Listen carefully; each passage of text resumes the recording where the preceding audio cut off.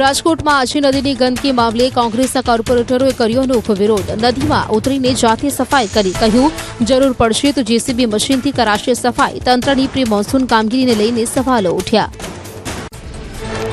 ગોંડલમાં મધરાત્રે હલ્લાબોલ. ગુંદાળા ગામમાં અંધારપટ છવાતા રોષે ભરાયેલા ગ્રામજનો પીજીવીસીએલ કચેરીએ હોબાળો મચાવ્યો. વીજળી ગુલ થતાં અડધી રાત્રે પીજીવીસીએલ કચેરીમાં બોલાવી રામધૂન. જૂનાગઢના સોનપુરી સ્મશાનમાં યોજાયેલા ભૂતાવળ ડાયરાની હદ વચ્ચે કરાયો બંધ. ધારણા કરતા વધારે લોકો ઉમટી પડતા વ્યવસ્થા ખોરવાઈ. પોલીસે સુરક્ષાના કારણોસર બંધ કરાવ્યો મેળો. ફરી મોટી સંખ્યામાં આયોજને કરી જાહેરાત.